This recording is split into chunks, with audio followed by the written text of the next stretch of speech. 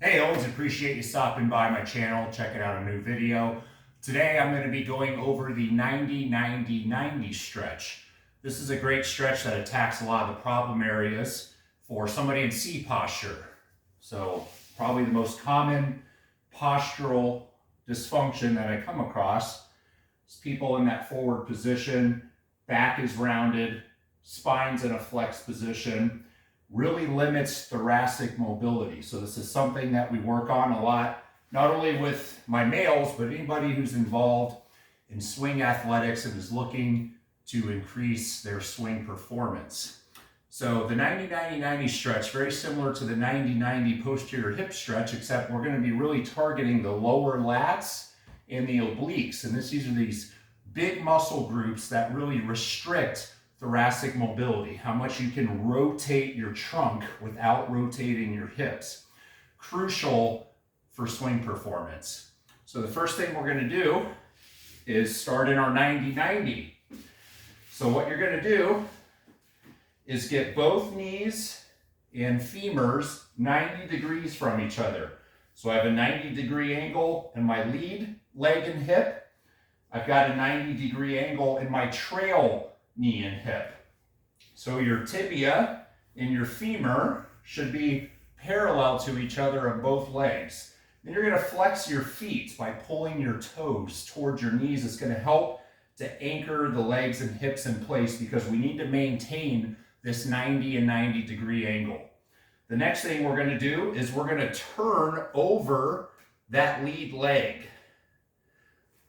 And we're going to take our elbows, arms and shoulders 90 degrees from that lead hip and leg. You might already be starting to feel the stretch here, but there's a couple ways to progress this. The first thing you're going to do is drop that back arm elbow to the floor and then that front elbow and arm to the floor, keeping everything at 90 degrees from each other. The next progression is going to be to start sliding that front arm and elbow out as you lower your chest. And this is where we're going to really increase that stretch in the lower lats.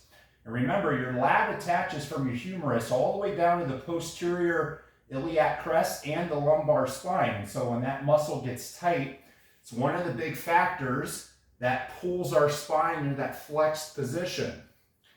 So we're going to really target that lower area that's hard to get to, that really restricts thoracic mobility.